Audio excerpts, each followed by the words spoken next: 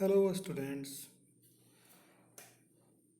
Today we learn the chapter The Kings and Their Kingdoms, lecture number 3.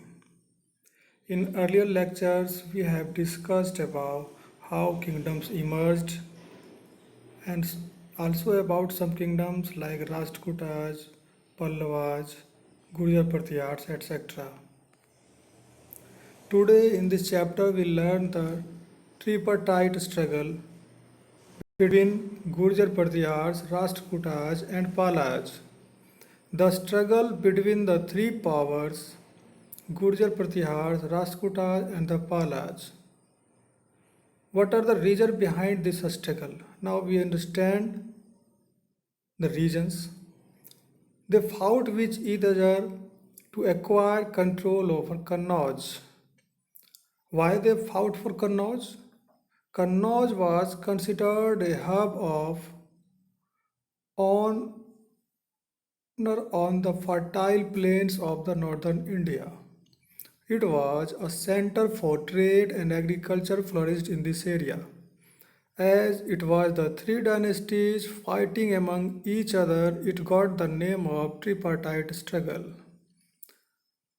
तो मैं आपके लिए थोड़ी सरल भाषा में इसको समझा देता हूँ। तीन वंश के बीच में या तीन साम्राज्यों के बीच में ये स्ट्रगल हुआ, इसलिए इसका नाम ट्रिpartite स्ट्रगल पड़ा। और इस स्ट्रगल का सबसे मुख्य केंद्र था कन्नौज सिटी। क्यों था कन्नौज सिटी इतना महत्वपूर्ण? क्योंकि ये फर्टाइल प्लेन इलाका था, साथ ही साथ व्यापार और कृषि के लिए इस क्षेत्र में बहुत संभावनाएं थी और उस समय यह बहुत संपन्न भी था। ठीक है, तो नेक्स्ट टॉपिक की ओर बढ़ते हैं।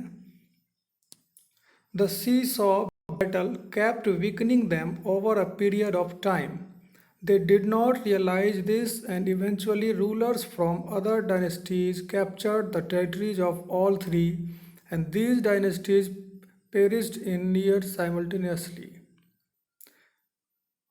तो सीसॉ बैटल कहने का मतलब आपस में ये तीनों जो एम्पायर थे लड़ते रहते थे, और इसका खामियाजा क्या हुआ कि आसपास में जो साम्राज्य थे, जो दूसरे डायनेस्टीज़ के रूलर थे, उन्होंने इस मौके का फ़ायदा उठाया और इन तीनों के जो क्षेत्र थे, जो टेरिटरीज थी, उस पर कब्जा कर लिया और धीरे धीरे इन तीनों का साम्राज्य का पतन हो गया।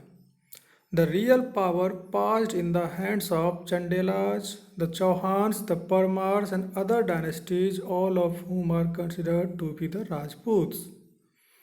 अब सत्ता किनके हाथों में थी? तो कहीं चंदेलों का शासन था, कहीं चौहान का, तो कहीं परमार का, और ये सब राजपूत से बिलोंग करते थे। अब हम राजपूत के बारे में समझेंगे। They were known to be of two descents, the sun and the moon gods. सन कहने का मतलब सूर्यवंशी परिवार और चंद्रवंशी साम्राज्य दोनों से बिलोंग करते थे ये राजपूत। और कुछ प्रोमिनेंट जो रूलर्स हुए या kingdoms, Chauhans of Ajmer and Delhi, Paramars of Malwa region, Gahadwals और Rathore of Kannauj and Sisodiyas of Mewar. अब इन्हीं के बारे में हम डिटेल में थोड़ा समझते हैं। Chauhans of Ajmer and Delhi, they were the feudatories of Pratiharas. Pratihara वंश के ही इनको उपनिवेश माना जाता है। They established their kingdom first in Ajmer in the 11th century and later they acquired control over Delhi from Tomars and shifted their capital to Delhi.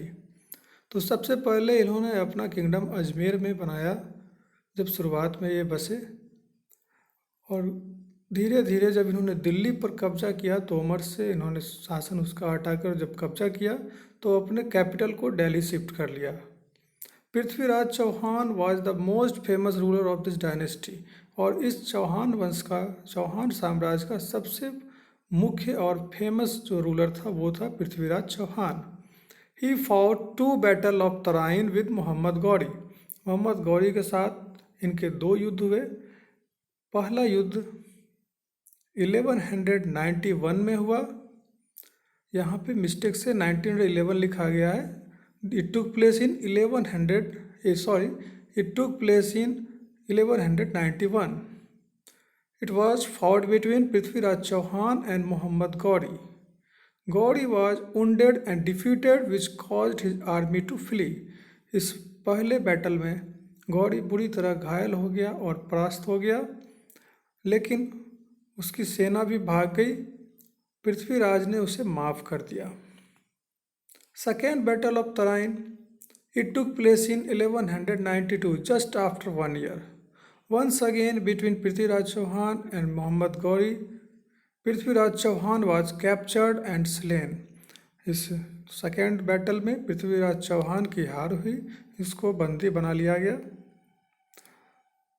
Next we learn about Sultan Mahmud of Ghazni, ruled from 997 to 1030 in Afghanistan. ये अफगानिस्तान से belong करता था। He had attacked on Indian subcontinent 17 times in search of wealth. इसने भारतीय उपमहाद्वीप पर 17 बार आक्रमण किए। He attacked Somnath, Nagarkot, Mathura and Kannauj and others.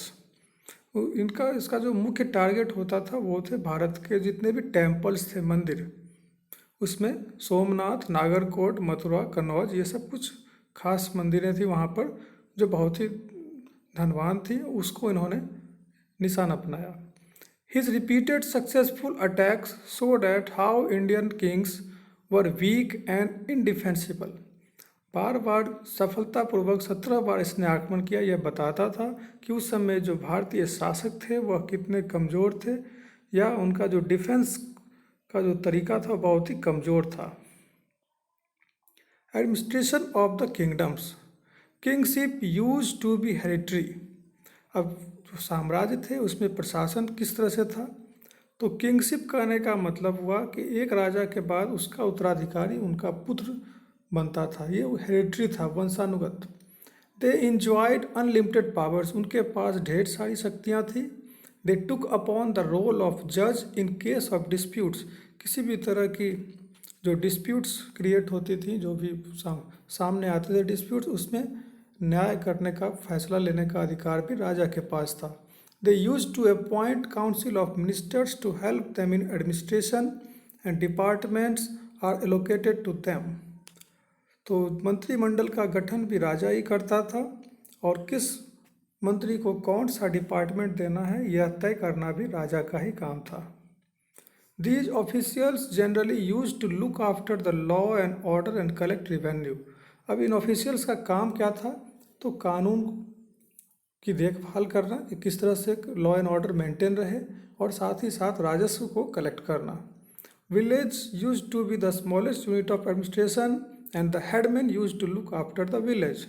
जो गांव थे वो प्रशासन की सबसे छोटी इकाई थी, और गांव का हेडमैन नियुक्त किया गया था जो कि गांव की समस्याओं का निपटारा करता था। In cities there used to be local committees to look after the affairs of the cities. शहरों में लोकल कमिटीज़ बनाई गई जो कि वहाँ के क्रियाकलाप को, कामकाज को देखते थे। रिवेन्यू कलेक्शन एंड एक्सपेंडिचर्स, अब किस तरह से राजस्व का कलेक्शन होता था और उसका क्या खर्च था, इसको समझना है। The kings needed money to finance their administrative employees and maintain the army and to work for the welfare of the society. राजा को पैसे की ज़रूरत किस चीज़ के लिए पड़ती थी, तो अपने एडमिनिस्ट्रेशन के में जो इसके एम्प्लॉय थे उनको पैसे सैलरी देने के लिए, अपनी आर्मी को मेंटेन करने के लिए, और सोसाइटी के वेलफेयर के लिए। Money was also needed for fighting wars and finance the construction of forts, palaces and temples. युद्ध लड़ने के लिए, साथ ही साथ किले के निर्माण के लिए, महल के निर्माण के लिए, मंदिरों के निर्माण के लिए, इन सभी चीज़ों के लिए राजाओं को पैसे की जरूरत थी जो कि रिवेन्यू से कलेक्ट होता था। The various ways of collecting money, farmers were required to give a part of their earnings in crop और its value to the king. जो किसान वर्ग के जो लोग थे, तो जो भी उपज होती थी फसल की, उसमें से एक हिस्सा उनको देना होता था, या उसके समान ही रकम उनको देनी होती थी। Traders, artisans were also required to give a tax in king और कैश टू द किंग। जो व्यापारी वर्ग के थे, कलाकार लोग थे, उन लोगों को भी टैक्स राजा को देना पड़ता था कैश के रूप में। At times, the kings collected peculiar and vague taxes, like for using of a ladder by peasant, the use of cart, thatching of houses and so on. जैसे किसी व्यक्ति ने अगर घर बनाया, कार्ट का इस्तेमाल किया, या किसी पीजेंट ने लैडर्स का इस्तेमाल किया, तो उसके लिए भी कुछ टैक्स राजा के द्वारा निर्धारित किए गए थे।